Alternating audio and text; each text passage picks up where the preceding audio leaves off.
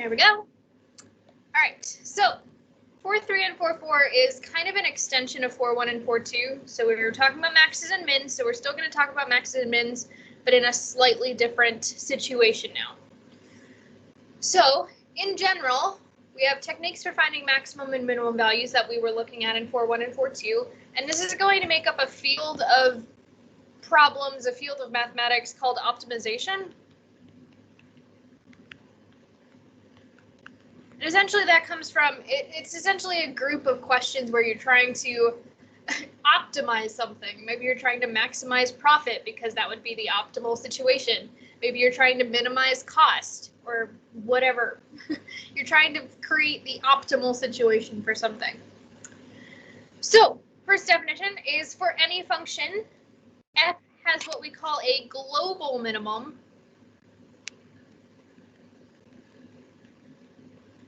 at P if f of P is less than or equal to, so less than or equal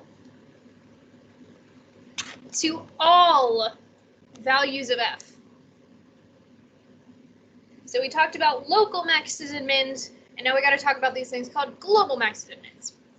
So likewise, f has a global maximum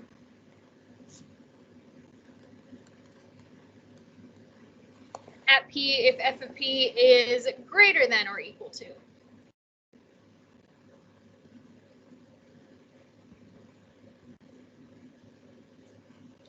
all values of f. Now, just like with local maxes and mins, there's another name that these can go by. Now, we didn't really use, yeah, I can reshare. And sorry, my throat's feeling weird, so sorry if I keep clearing my throat. So just like with local maxes and mins, they could also be called relative maxes and mins. We didn't really use relative a lot, but just in case you see the word absolute. What happened to the screen? There we go. I swear I'm not sick. It's just because I just ate and sometimes my throat gets weird. I'm not sick, I promise.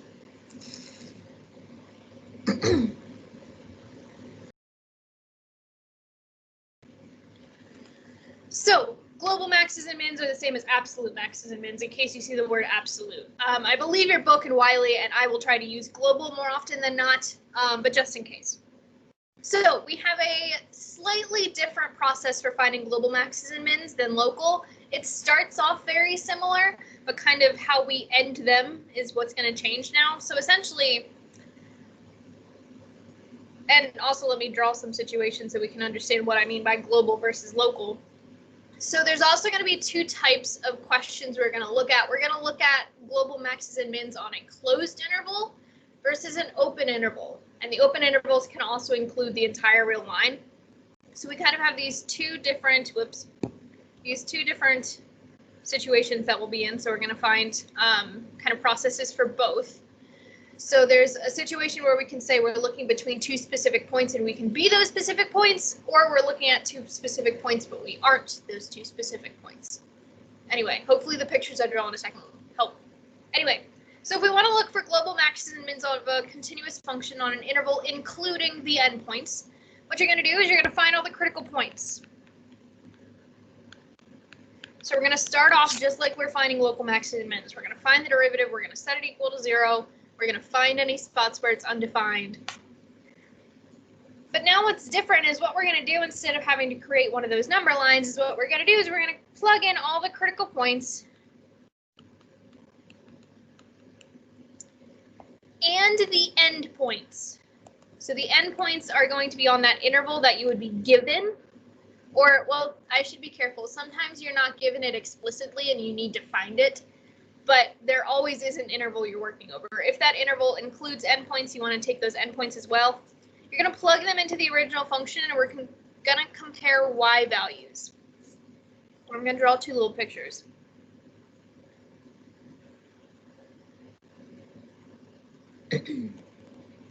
So say we were like looking, let me do it in a different color so it makes sense that it's my endpoint and not my So say we're going between, x equals a and x equals b for some function. I'm going to do two options. So we're looking at some function, and the first one's going to look like, I don't know, this whoosh, whoosh, whoosh, whoosh. And maybe my second option is going to look like, why do you zoom in? Looks like this. So we're essentially taking a graph and we're cutting off just a piece of it, and we're just looking at this certain piece. So we kind of have a couple situations. Sorry, one second.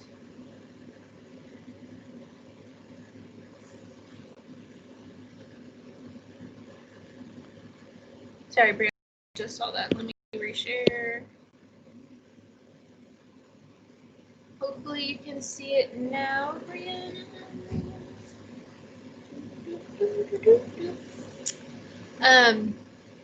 What was I saying?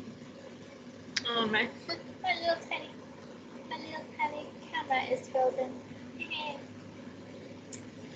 Okay, what was I saying? So we're taking a piece of a function, we're kind of just looking at this one particular piece, and we can be the endpoints, so we do kind of include these two little endpoints, and that's why I bolded them kind of on the side.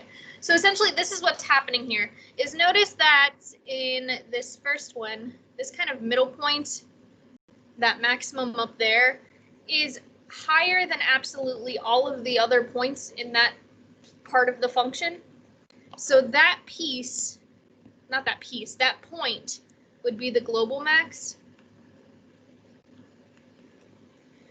But then for the global min, so for mins in general, we would have a min here and a local min here. So we would technically have two local mins for this function on this interval. But the first one on the left has a lower y value than the other one. So since that first one is lower than everything on the rest of that function, that's what makes that one a global min. So even though we have another local min, in this case we'll only have one global min, and it happens to be like the lowest min, if you will. So how do you spell global? So we do still have local maxes and mins. It's just that the global maxes and mins are the absolute highest point of the function and the absolute lowest point of the function. So in this case that I just drew, the global max and global min did happen at one of the local maxes and mins. But then we have another situation, so this graph on the right, where we have a local min and a local max. Not really in this last part, but we have a local min and a local max in the middle there. But if you look at the ends of the function, those points at the end are higher than lower than everything else in the function. So actually those endpoints are going to end up being our global maxes and mins. So in this case, this point here would be your global min, even though it wouldn't be a local min of the original function. And this function, oh my gosh, function versus point today is apparently my issue. And this point on the left would be the global max, because it ended up higher than all the other points on that function, even though in general, if we were to look at the rest of this graph, it probably wasn't a local max. So local maxes and mins are still a thing. Global maxes and mins can appear at two places. They can either be at a local max or a min, or they can be at an endpoint, since in some cases we're kind of looking at these functions just over some set interval. Hopefully that makes sense. So that's why in step 2, it says plug in all critical points and endpoints and compare their y values, because we need to see, essentially the reason we're comparing y values is we want to figure out which one's higher than all the rest of them. Let me get rid of these stars. I don't like these stars floating around here. So hopefully that makes sense. And we'll do an example in a second. But I want to talk about the other case first. So this is a case where we are looking over a set interval with endpoints. With included endpoints, maybe I should say. We can also do global maxes and mins over an interval where we don't include the endpoints, or if we're just talking about the entire real line and we're not even talking about a specific piece of it at all. So if it's an open interval, so we're looking over a specific piece, but we're not including the endpoints, what's going to happen is you're going to do the exact same process as for a closed interval. The one we just talked about, and one we'll see in a second for an example.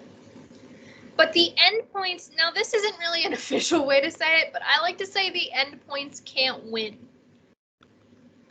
So essentially, and we'll see this in the example in a second, we compare all of the y values. And so if you're on an open interval and you're comparing all the y values and the largest y value turns out to be at an endpoint, then you wouldn't have a global max. Or if the smallest value ended up at an endpoint, you wouldn't have a global min. So if we have an interval that we're looking over, but we don't include the endpoints, we do the same type of idea as for a closed interval, but the endpoints can't actually be a global something. So if they would have been, then there's nothing. Hopefully that makes sense. We'll do an example in a minute. Let me draw a picture of it though. So now let me do a dotted line for kind of breaking this up from A to B to kind of remind us that we're not allowing the function to actually be at those endpoints. So, and also let me draw open dots to try to just really punch it home. And say we have a function that looks like this. I need to remember to pause every once in a while to let y'all catch up just in case. So if our function looks like this, in terms of local maxes and min, so we've got a local min here, a local max here, and a local min here. But in terms of global, again, the globals need to be the absolute smallest value, y value. So maybe I should say the lowest value on the graph and the absolute highest value on the graph. So the highest y value and the lowest y value. So we do have a global min, which would be at this local min, that first local min. So we would have a global min because that one ends up being lower than absolutely everything else in that kind of piece of that function. But then if we look to see what like the highest point of this function would be, we would want to say that it's this endpoint on the left. But since we're not including the endpoints in this interval, that can't be a global max because it's not part of what we're actually considering. It's just kind of like a placeholder so we knew where to go. And if you think about it, well, then you might say, well, why don't we say that the global max is something really, really close to A? Well, technically, you can't do that. And the reason is, say that we let A, just for the sake of letting me talk about this a bit easier, say A was -1 in this case. So we would want to say the global max is at x equals -1. Well, if I can't be -1, why don't I make it -0.999? Well, if you wanted to say the global max was at x equals -0.999, so let me write some things over here that I'm going to erase for a second. Say you wanted to say, well, then just make the global max at -0.999. Well, I could say, well, what about 0.9999? And you could say, okay, well, then make the global max at 99999.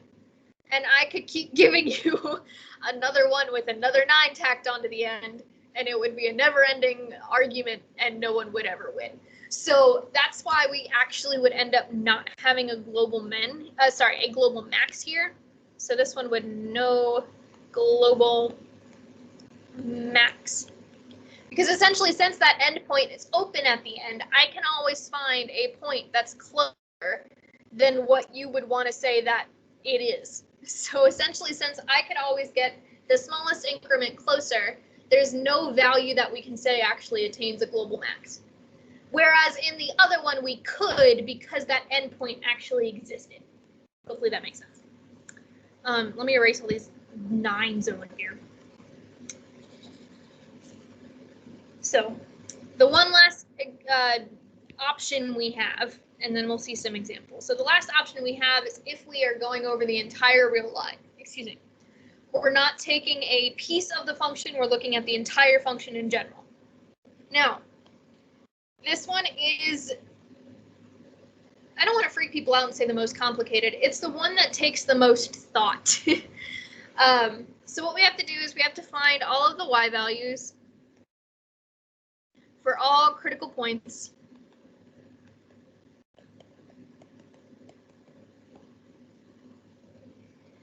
So we're still kind of doing a similar thing where we need to find all the y values of these local maxes and mins, essentially. But then what we need to do is we actually need to use a sign chart again. So we need to use a sign chart to get the idea of the graph, the shape of the graph. And I'm going to tell you what I mean over here in a second. I'm going to draw a bunch of little tiny, so we're going to have that option or this option, and then we'll have this option and this option. Just set myself up. But let me draw a picture first. So an example of this is we would not be taking this over some like piece, we would be looking at an entire function. So say I had a function that looked like this and went upwards forever. Well, we could go ahead and find our local maxes and mins. We have a local min there, a local max there, a local min there. And that second local min would also end up being our global. I need to slow down again. Would also be our global min because that minimum is smaller than absolutely every other point on that function.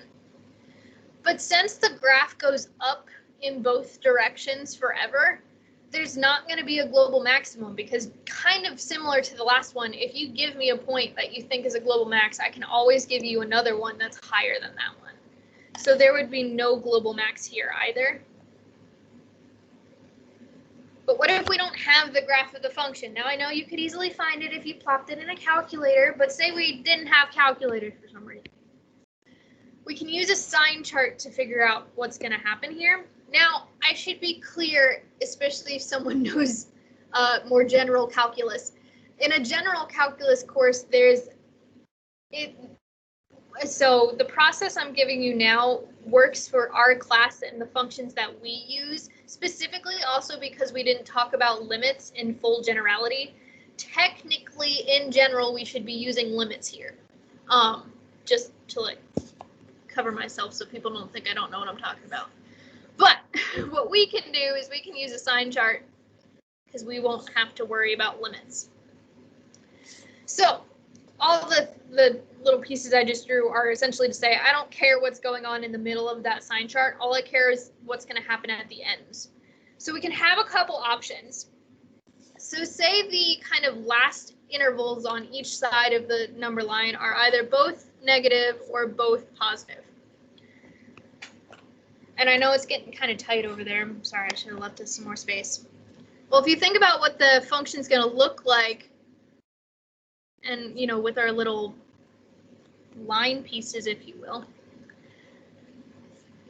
Well, if they're both negative, that would actually mean that the function's going up in both directions forever. And if they're both positive, the function would be going down forever in both directions. I messed up. Yes, I did. I've drawn half of those wrong.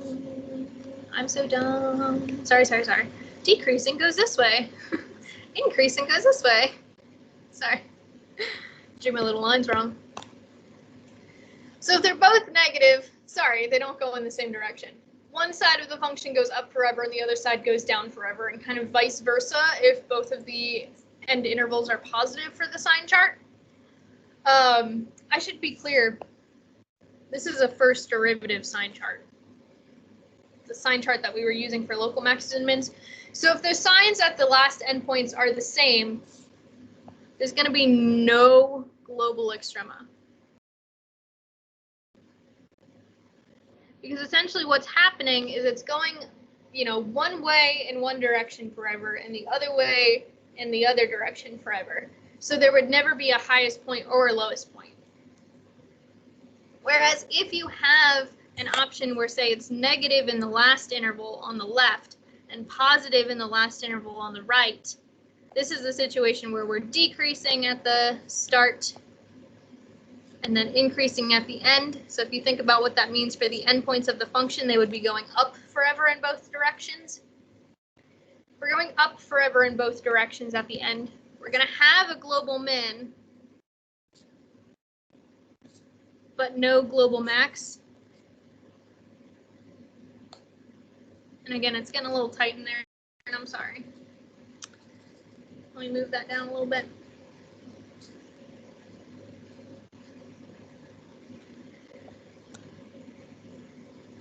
Yeah, sorry. So those 3 dots are essentially just a way of me saying I don't care what's happening in the middle. So anything could be happening in the middle there, and we only really care about what's happening at the ends. So those 3 dots are essentially saying anything can happen in this middle section, and I don't care what it is. And then we have one last option where it was positive at the very left and then negative at the right. So we would have been, and again, we're going to get to some examples in just a second. And hopefully that'll make more sense. And we'll do some more examples. We won't get to everything today. We'll do some more on Monday as well. So if we're in this type of situation, we essentially end up with a function that would be going downwards forever in both directions. If we're going down in both directions, we're essentially going to be able to have a global max, but not a global min. So we would have a global max and no global min. So that's what I mean by this one takes the most thought. It's unfortunately the longer process of the two. We can't just compare y values. We now have to think about what the function does at the ends. And again, in general, it's not enough to look at the sign chart. We would need to look at limits. But because we don't do limits in this class, the functions that we consider will be able to be answered by just using these sign charts. So that's the idea behind that. It's essentially we just need to figure out, is it going up forever in both directions? Is it going down forever in both directions? Or is it kind of going one or the other in both directions? Because depending on what it is, it'll tell us whether we have a global max, global min, or neither. So yeah. So I'll hold on a couple seconds. I'll scroll down a tiny bit. Hold on a couple seconds in case some of you are still catching up on that.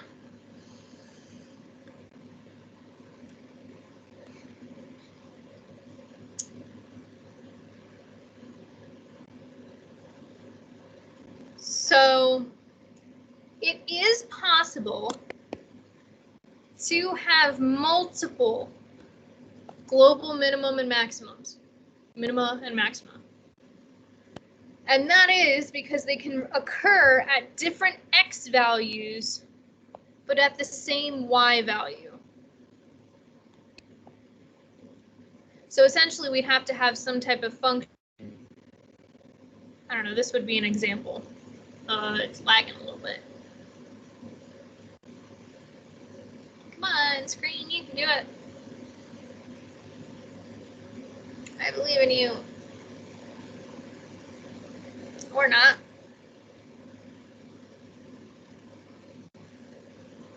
Let me reshare my screen.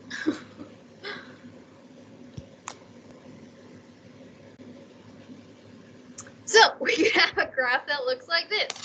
And I drew it to the best of my ability, where essentially we have a local min here and a local min here, but those local mins actually appear to be the same y value.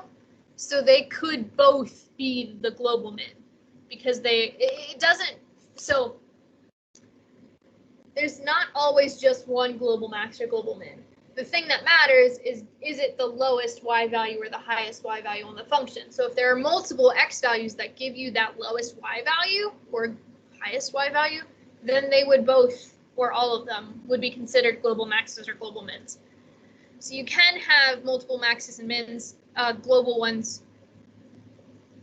Usually there's only one of each, but you can have multiple ones. So now that we've talked so much about how we're going to do that, let's go ahead and actually do that. So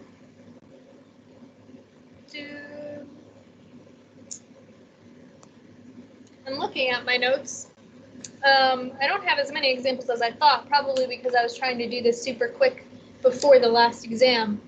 So I think I'm going to kind of split this first example into a couple different pieces. we'll see how that goes. But we'll do it as it's stated first. So say we want to find the global maximum and minimum of that function on the interval -5 to 14. So we have a closed interval here because we're allowed to be -5 and we're allowed to be 14 because of those equals. So what we want to do in that case is this is where we find our critical point and we plug the critical points and the endpoints into the original function and compare y values. So what we need to do first, let me try to just keep note of what we're doing. We want to find critical points. So to do that, we need a derivative. So we need the first derivative of this function. So we've got 3x squared minus 18x minus 48. Since we need critical points, we're going to want to set this equal to 0 and talk about if it's undefined. So first, personally, I would pull out the 3 that they have in common. 6 times 3 is 18. There we go. Because the more factored I can get it, the easier it'll be to set it equal to 0. Or at this point, you could use the quadratic formula, whatever floats your boat. But this function does factor. We can multiply to -16 and add to -6 with -8 and +2. So we'll get that this breaks into 3 times x minus 8 times x plus 2.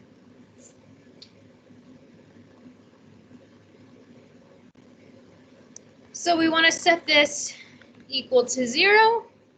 So either 3 equals 0, which just doesn't happen, x minus 8 equals 0, or x plus 2 equals 0. So we get x equals 8 and x equals -2.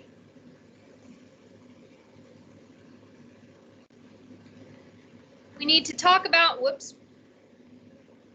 first derivative, about whether or not it's undefined. Yep.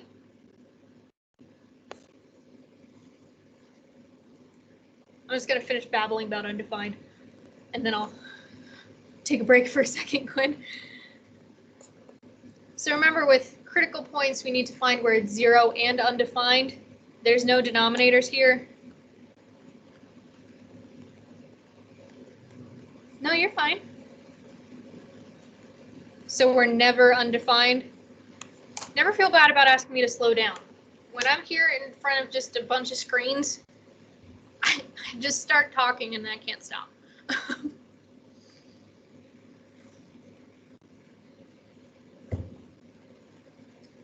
So we needed to find the critical points. So we found the derivative, set it equal to 0 and undefined. For setting it equal to 0, we factored a little bit. Really? They do? That's not nice. Well, I am not one of them. So feel free to ask me to slow down whenever. I try to catch myself, but I swear. The screen's frozen? Oh no! I will reshare, and that usually fixes it. Oh, well. I kind of get that a little bit, but it's also, I know that I talk really fast. So, all right. So hopefully we're cool now. And I've reshared, so hopefully the screen's now fixed. So we found the critical points. So now what we do with them are kind of like new process for 4.3 is we're going to plug the critical points and the endpoints into the original function. The original function. Why the original function? Because we want to compare y values. So think about what a global max and min is actually trying to do. It's trying to be the highest point or the lowest point on the graph. To figure out which one's higher than the other, we need to compare their heights. We need to compare their y values. So we need to plug it into the original function. So I usually just like listing them in order of x value, but whatever floats your boat. So we take, well, hold on, let me just do this really quick. I'm going to run out of space for writing the actual answer if I put that much space between them. So the -5 is coming from one of the endpoints that were given. The -2 was one of my critical points. 8 was one of my critical points. And 14 was my other endpoint. So I take my critical points and my endpoints, and I'm going to plop them into my function. If you don't know this fancy schmancy thing about your calculator, well, it's really not that fancy, but just in case, and I know you're like, well, if I'm using my calculator, why can't I just graph it? Well, because we're in calculus, we don't use graphs. But, hold on 1 second. If you don't want to take the time to plug all of those in separately, if you didn't already know this, well, it depends on the calculator you have, but I think most of you have a TI 84, 83. If you just, plot it here. So what is our function? It's x cubed minus 9x squared minus 9x squared. Can I type this? Minus 4. Oh my gosh, I can. That's amazing. Oh man, I just erased it all. So I can't really do that. Okay, x cubed. Nope.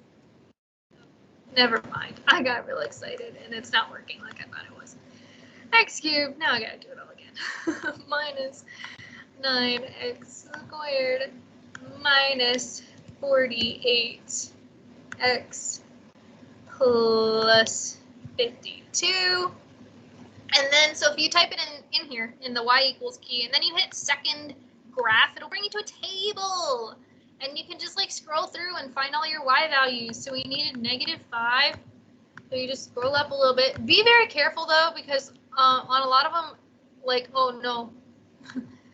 Once you've scrolled too far, if you want to go back, you have to scroll all the way down. So don't necessarily use this when you need to plug in like 200 or something like that. But for these numbers, they're close enough to 0 that we can do them. So plugging in -5 will give us -58. Plugging in -2 will give us 104. Plugging in 8 will give us -396. And plugging in 14 will give us 360. So if you didn't know, for numbers relatively close to 0, so you don't have to scroll a whole lot. That's a nifty way to use your calculator to do. How did I get to that table thing? Yeah. Let me get out of there really quick. You hit second and then the graph key and it brings you to a table.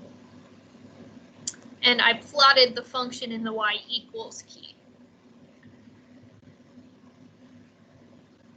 So y equals to plot the function and then second graph to get the table. So what numbers did I just say? We said that this was -58, this was 104, this was -396, and this one's 360.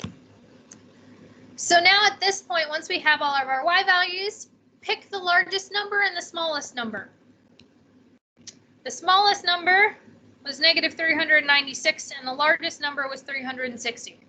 So those are going to be the global max and the global min, the largest one being the max, the smallest one being the min. So we will have a global max. Now, since you technically find the y values, these ones are usually listed with both coordinate points because you have them. And really, with the global max and the min, the kind of point is the y value. So usually the y value is going to be wanted a lot more with the global max and min than opposed to the local ones. And then so we'll have our global min at 8 -396.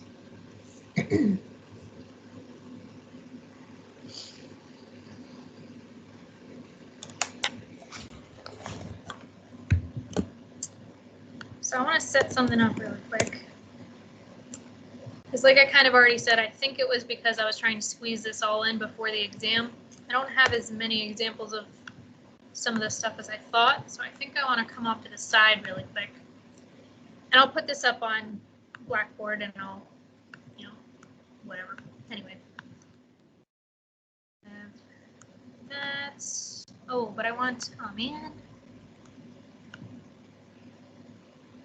While I'm doing this, let me know if there are any questions on what we just did.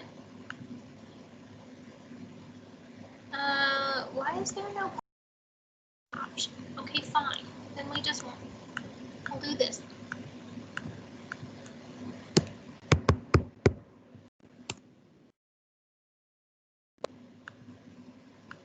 Doop-a-doop-a-doop. One moment, please. Oh, my lord.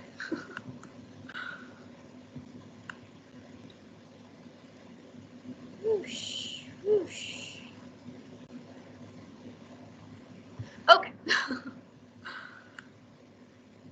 So let me bring y'all over here then. I'm not seeing any questions.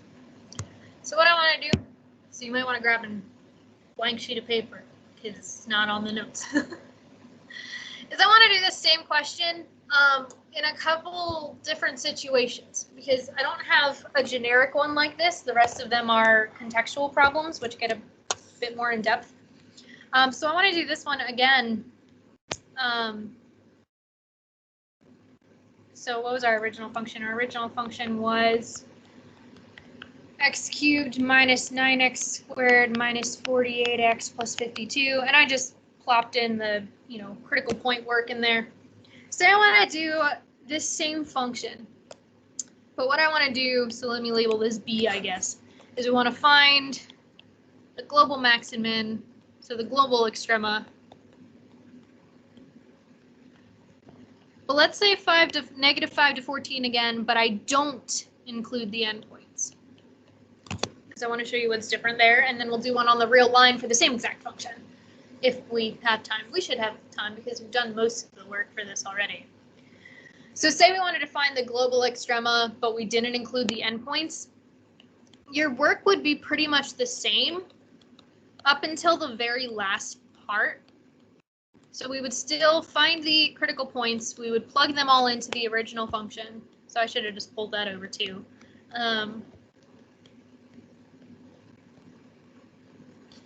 But because we can't include the endpoints here, we're not actually going to have a global max. Because if we get to the point where we need to choose the highest and the lowest points, we would want to choose those two again. But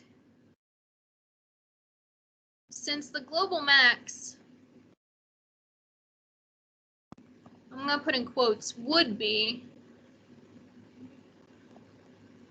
at x equals 14, there is no global max. So essentially the only difference when we're on a open interval is that if one of the endpoints was going to be the one that was going to be the global whatever, there is no global whatever that one would have been. So the answer to this part of the question, if it was changed to the interval not including the endpoints, we would have a global min at 8, negative 396, and no global max.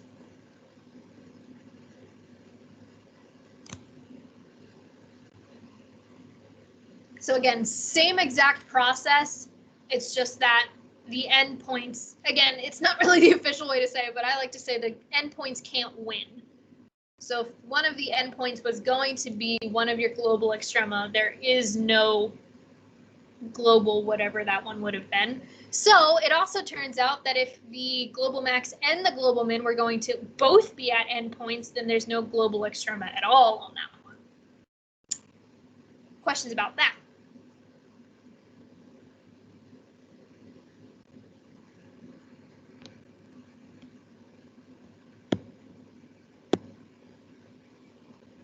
Okay, then I want to do it in one more case, and that's the case of being on the real line. So say we go to kind of that third case of find global extrema. Extrema over. Kayla, on to the thing I just wrote, find global extrema over the real line, is probably not the way it would be phrased. It's most likely that they just wouldn't give you an interval. If you are given a generic function and no interval, it's going to be over the real line. If it's a contextual problem and you're not given an interval, you might need to find it. So why is there not a global max on what we just talked about? So essentially, what happens is this. What does this function actually look like? Where did my calculator go? So I can actually draw a semi-accurate picture here. So this is going to look like, oh, so this is not drawn to scale, but, and then so 14 would be way out here. Oh, sorry, -5. Oh wait, no, -5, and then 14's all the way out. Okay, so not drawn to scale at all.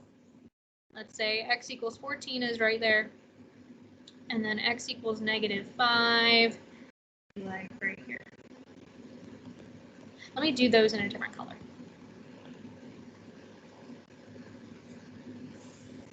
Very much not drawn to scale. Actually, let me. Still not drawn to scale, but slightly better for getting that 14 piece in there. So essentially what's happening is we're just looking at this kind of section of the function. And if we were to, oh, see, no, it's still not. No, now I'm in red. Let me try one more time, and if it doesn't get there, then I'm just calling it. That's better. Okay. So why is there no global max? So essentially, if you look at this, again, not drawn to scale, we would like to say that the largest y value on this function is right over here at x equals 14. But I'm saying for this example that we're not including these endpoints in the actual piece that we're considering. So I can't say that the global max is at 14 because I can't be 14 because I'm not including 14 in my interval. So I can't have a global max at 14.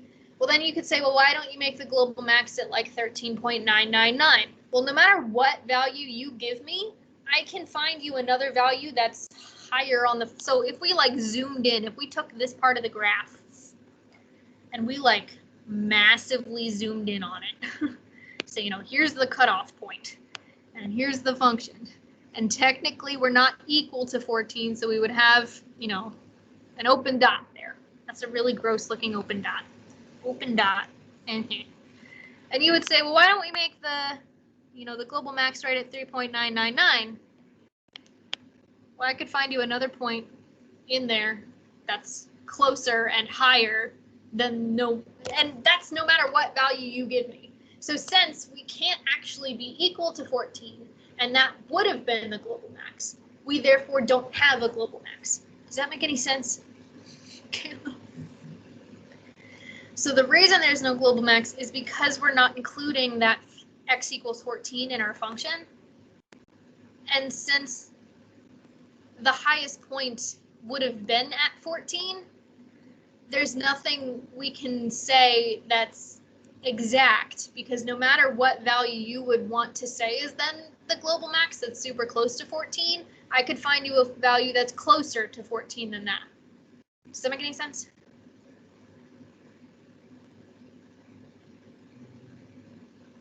It's I feel like my explanation is wishy-washy, but I don't know how else to say it. It's essentially just, since it would have been at 14, but we're not letting us be 14, there's just no global max.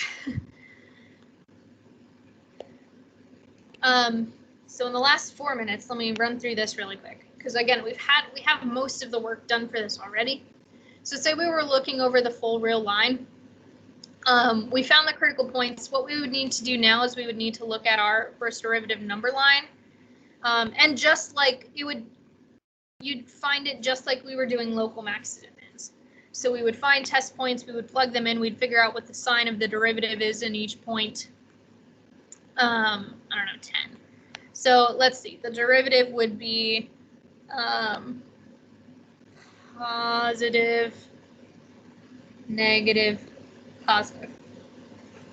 So what you would want to do here is you kind of figure out what the shape of the graph looks like using those little line segment doodads. And then consider what's happening at the very ends. This is going down forever to the left and up forever to the right.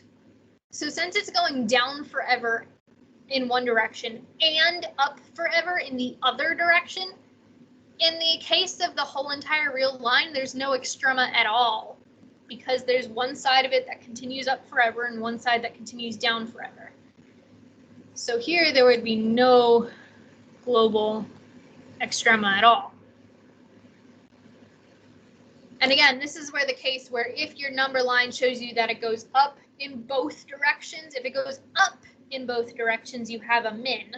And if it goes down in both directions, you have a max.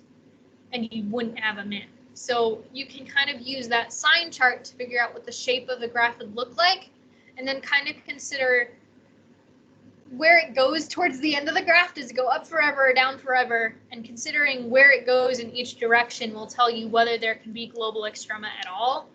If there is global extrema, if there was global extrema,